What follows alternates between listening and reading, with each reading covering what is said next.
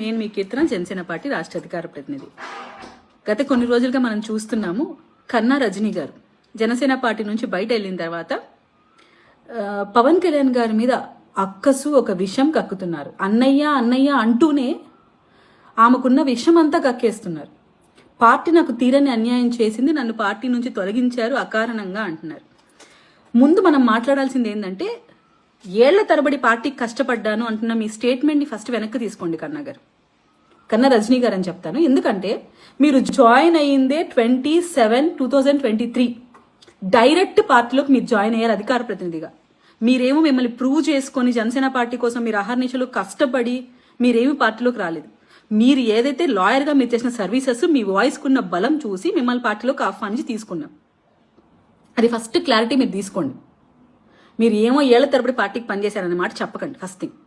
And మీరు పార్టీలోకి వచ్చిన అతి కొద్ది కాలంలోనే అధికార ప్రతినిధులందరూ ఎవిడెన్స్ మీరు మళ్ళీ కాదని కూడా చెప్పలేరు. మేమందరం కూర్చున్న మీటింగ్ బిఫోర్ ఎలక్షన్ మిమ్మల్నే ఫస్ట్ బాస్ క్వశ్చన్ చేశారు. You are the first person, ఎందుకమ్మా ఇలా మాట్లాడుతున్నావు నువ్వు, అందరం కూర్చోన్నప్పుడు మిమ్మల్నే పాయింట్అవుట్ చేస్తే మీరు అప్పటికే ఒక ఎక్స్ప్లెనేషన్ లెటర్ కూడా ఇచ్చి ఉన్నారు పార్టీకి. దాని తర్వాత మీ పక్కన ఉన్న ఇంకొక మహిళను కూడా అడిగారు. మీరు తర్వాత వెళ్ళిపోయేటప్పుడు బాస్ సారీ కూడా చెప్పారు, పర్లేదమ్మా అని కూడా ఆయన మిమ్మల్ని ఫర్గ్యూ చేసి వెళ్ళిపోయారు. కానీ మీరేమంటున్నారంటే అంబటి గారి ఇష్యూ మీదే మిమ్మల్ని దూరం పెట్టారు పార్టీ అంటున్నారు. నేను మళ్ళీ చెప్తున్నా, ఎలక్షన్కి ముందే మిమ్మల్ని పాయింట్అవుట్ చేశారు. దాని తర్వాత ఏం జరిగిందో మీ అందరికీ తెలియాలి. మల్టిపుల్ టైమ్స్ మీరు ఒకే మిస్టేక్ రిపీట్ చేస్తున్నారు. నేను కొన్ని మచ్చుకకి మీరు మాట్లాడిన వీడియోలు నేను బయట చూపిస్తాను. సార్ 3 పెళ్లిళ్ళు కాస్త 4 చేశారు. ఇప్పుడు 3 అంటే లెక్క చెప్తాడు, 2 విడాకులు ఇచ్చాం ఒక ఆవిడతో ఉన్నామని. ఇప్పుడు 4వ దేవత నాకు తీసుకురంటారు, నాకు కావాలంటున్నాడు. ఇప్పుడు ఏం చేయాలి మీరు? జన సైనికులు మా వదిన మీద వీళ్ళు. ఇప్పుడు 4వ దాన్ని ఎవరిని తెస్తావబ్బా? నాకు అర్థం కాదు. నువ్వే గెటప్ మార్చుకొని వచ్చేస్తావా? ఇది ఒకటి. 4 సంవత్సరాలకు ఒకటంట మళ్ళీ. అంటే 18 ఏళ్ళకి ఆయన వయసుకు వస్తే ఇప్పుడు ఒక 50 ఏళ్ళు 55 ఏళ్ళు ఉంటాయి కదండి. ఇన్ని సంవత్సరాలు 4 సంవత్సరాలకు ఒకదాన్ని అలా తీసుకురమ్మంటాడు. ఇప్పుడు లెక్క చెప్పమంటాడు. ఏమంటే నువ్వు ఊగిపోతా మాట్లాడతావు అంటాడు. వెహికల్ మీద వెళ్తున్నప్పుడు ఓగరా పైన ఎక్కిన వాళ్ళకి తెలిసింది. 4 పెళ్లిళ్ళ గురించి మీరు డిఫెండ్ చేసి పార్టీని మాట్లాడాలంటే ఎలా మాట్లాడాలి, మీరు ఎలా మాట్లాడుతున్నారు? అండ్ జగన్మోహన్ రెడ్డి గారిని ఇప్పుడు వెనకేసుకొని వస్తున్న మీరు జగన్మోహన్ రెడ్డి గారి గురించి, వాళ్ళ తల్లి గారి గురించి, వాళ్ళ నాన్నగారి గురించి ఎలా మాట్లాడారో కూడా ఒకసారి మీరు వినాలి. ఎందుకంటే మీరు మాట్లాడిన మాటలే కదా ఇవన్నీ. పెళ్లిళ్ళ విషయం అండి, పాపం పుణ్యం దీనికి ఒప్పుకోవాల్సిందే. జగన్ గారికి ఒక్కటే భార్య, ఇది ఒప్పుకుందాం. రాజారెడ్డి గారికి 2 పిల్లలు. ఈ మధ్య కాలంలోనండి నిన్న మొన్న రాజశేఖర రెడ్డి గారికి జై చిత్రాన్ని చెన్నైలో ఉందని ఈ మధ్య ట్రోలింగ్ అవుతా ఉంది. మనకు తెలియదు పాపం వాళ్ళ కుటుంబ విషయాలు. ఈయనేంట ఎంత తెల్లగా పుట్టాడు అనుకున్న ఒకరు జై చిత్ర వల్ల మనకు తెలియదు. సో మనకు అర్థం కాని విషయం ఏంటంటే, అంటే నాకు తెలియదు అండి, ట్రోలింగ్ లో ఇస్తున్నారు. మరి రాజశేఖర రెడ్డి గారికి ఇంకొక అజ్ఞాత భార్య ఉంది, అప్పుడప్పుడు చెన్నైకి వెళ్ళి వస్తుంటాడని ఒకడెవడో చెప్తూ ఉన్నాడు. మరి అది ఎంతవరకు నిజమో నేను కూడా నమ్మలేండి పాపం. సరే అది వదిలేద్దాం. షర్మిలమ్మకి ఈయన ఎన్నో మొగుడు, ఆ అనిల్ గారికి ఆయన ఎన్నో పెళ్ళం, లెక్క తెలియదు. సరేనండి, ఇవన్నీ వేస్ట్. పోనీ కాపుల్ని కదిలిచ్చారు. మా కాపోడికి దూల ఎక్కువ అండి. ఒక్కొక్కడు కులాన్ని ఎలా పెంచుతారంటే, మా కులపోళ్ళు కమ్మోళ్ళ అమ్మాయిని ప్రేమిస్తారు. వంగవీటి రంగా గారు కమ్మమ్మాయిని ప్రేమించారు. మా అల్లు అర్జున్ అంటే మా కులపోడు మళ్ళీ పోయి రెడ్ల అమ్మాయిని ప్రేమిస్తారు. మా రామ్ చరణ్ అపోలో రెడ్డి అమ్మాయిని ప్రేమించారు. ఇది కాక విడుదల రాజు ఇలా అడ్డదిడ్డంగా మాట్లాడుతూ ఒక పక్క మీరు మీ విలువల్ని కోల్పోతూ పార్టీ స్టాండర్డ్స్ ని తగ్గిస్తూ వాళ్ళ పర్సనల్ ఇన్ఫర్మేషన్ ని, లేదంటే వాళ్ళకి సంబంధం లేని వ్యక్తులతో అఫేర్స్ అంటించి మీరు మాట్లాడుతూ, ఎవరో ఒక మహిళ, ఆవిడెవరో సినీ యాక్టర్ని వచ్చి రాజశేఖర రెడ్డి గారితో మీరు సంబంధం పెట్టి మాట్లాడుతుంటే అక్కడ ఒక మహిళ లేదా? మీరొక్కటేనా మహిళ?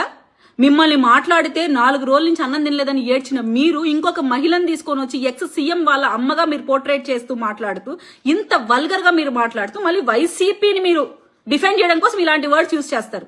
ఇలా మీరు వరుస పెట్టి మాట్లాడుతుంటే ఏం చేస్తారండి పార్టీ? ఇవి మచ్చుకకి ఇంకా చాలా ఉన్నాయి. కాపులకు దూలెక్కువ, ప్రతోడికి మా కాపే కావాలి అని మీరు ఇంత వల్గర్ గా మాట్లాడుతుంటే ఏం చేయాలి రజనీ గారు?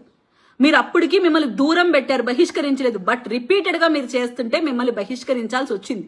ఇది చెప్పుకోండి. అంబటి ఇష్యూలో నేను స్ట్రైట్ ఫైట్ ఇచ్చాను కాబట్టి నన్ను పక్కన పెట్టారు, ఎవరైతే భజన చేస్తే టీడీపీకి వాళ్ళని ఉండమంటున్నారు, ఇలాంటి కాదు మీరు చెప్పాలి. ఇంకా మొన్న మీరు మాట్లాడిన స్టేట్మెంట్స్, ఎస్పెషల్లీ పవన్ కళ్యాణ్ గారి ఆరోగ్య పరిస్థితి మీద మీరు చాలా సెటైరికల్ గా, అండ్ అది ఒక మహిళగా మీరు చేయాల్సిన విమర్శ కూడా కాదు, కానీ ఎంతో దిగజారి మీ స్థాయిని మీరు తగ్గించుకొని ఒక పార్టీ అధ్యక్షుడిని వ్యక్తిగతంగా విమర్శించడం. ఏసీ రూమ్ లో ఉన్నాడా, ఐసీయూలో ఉన్నాడా, అండ్ ఇంకొక విషయం ఏంటంటే మీరు లాయరా డాక్టర్ నాకు ఇంకా అర్థం కాలేదు. ఎందుకంటే ఒక లాయర్ చేయాల్సిన పని ఏంటో ఒక డాక్టర్ చేయాల్సిన పని ఏంటో కూడా మీరే చెప్తున్నారు.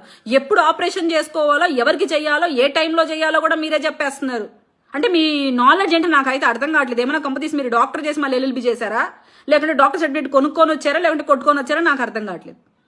పవన్ కళ్యాణ్ గారికి ఎప్పుడు ఎమర్జెన్సీ ఉంది, ఏ టైంలో చేయాలని డాక్టర్లకు తెలుసు. అది సమ్మర్లో చేయాలా వింటర్లో చేయాలా మీరు చెప్తారు. అట్లయితే మీరు కూడా కాపు నేతగా ఒక మహిళా నేతగా పోర్ట్రేట్ కావాలని ట్రై చేయడం కోసమే మొన్న కాపు మీటింగ్లో కళ్ళు తిరిగి పడిపోయి మీకు హార్ట్ పెయిన్ వచ్చిందని చెప్పుకున్నారా? అంటే నేను కూడా వ్యక్తిగతంగా మాట్లాడకూడదు, కానీ వ్యక్తిగతంగా మీరు విమర్శించినప్పుడు మీ స్థాయిని మరిచి మీరు ఒక పార్టీ అధ్యక్షుడిని మాట్లాడినప్పుడు మాట్లాడితే తప్పు కాదేమో. అంటే మీరు కూడా ఒక కాపు వీర మహిళగా పోర్ట్రేట్ అవ్వాలనుకుంటున్నారా? అందుకే ఆ మీటింగ్కి వెళ్ళి అక్కడే కింద పడిపోయారా? ఎలా మాట్లాడతారు ఇలా?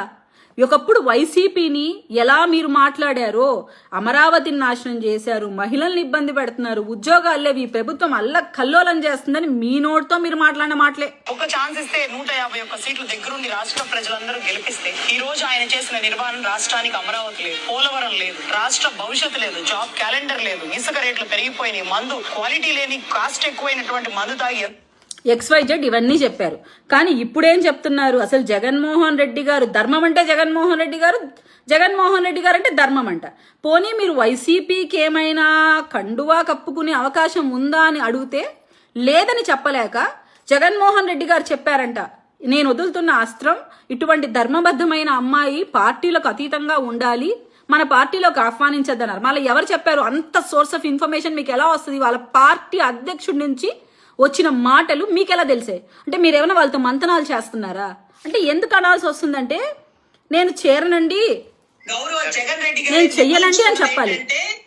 జనాల్లో నాయకురాలుగా ఎదగనివ్వండి. ఎందుకు ఒక పార్టీ ముసిగేందుకు పోరాడుతుంది ధర్మంగా? ప్రతిదానికి ఎవిడెన్స్ తోనే నేను మాట్లాడుతున్నాను. అంటే మీరు ఆ కండువా కప్పుకోవడం కోసమా, లేకుంటే ఆ కండువా నీడ కింద ఉంటూ ఒక మహిళగా సానుభూతి పొందుతూ పవన్ కళ్యాణ్ గారి మీద విషం చిమ్మితే మీ మాటలకు విలువ వస్తుందనా? డైరెక్ట్ కండువా కప్పుకుంటే విలువ ఉండదులేండి, మేము కూడా అంత ఎర్రోళ్ళమేం కాదు, కానీ వినడానికి మీ మాటలు. డైరెక్ట్ కండువా కప్పుకోకూడదు. కప్పుకోకుండా ఆ పార్టీ నీడ కింద ఉండి మీ పనులు చేయించుకుంటూ పవన్ కళ్యాణ్ గారి మీద విషం చిమ్ముతూ మీ మీద సానుభూతి కలిగేలాగా 4 మాటలు మాట్లాడుకుంటూ ఉంటే మీకు విలువ వస్తుంది అనుకుంటున్నారు. బట్ ఫ్యాక్ట్ అనేది ప్రజలకు తెలుసు కదా. పవన్ కళ్యాణ్ గారి మీద వ్యక్తిగత విమర్శలు చేస్తే లైమ్ లైట్ లో ఉంటానని ఊహించుకొని కన్నా రజనీ గారు ఇలా విమర్శలు చేస్తున్నారేమో. ఒకసారి గుర్తు పెట్టుకొని మీ మాటలే మీకు మళ్ళీ రిపీట్ చేస్తున్నా. జన సైనికులు గాని వీర మహిళలు గాని తేనెపుట్ట లాంటి వాళ్లే, కదిలిస్తే మీకే ప్రమాదం. దయచేసి మీరు ఎదగడం కోసం పవన్ కళ్యాణ్ గారిని వ్యక్తిగతంగా విమర్శించడం మాత్రం తప్పు, అది మానుకోండి.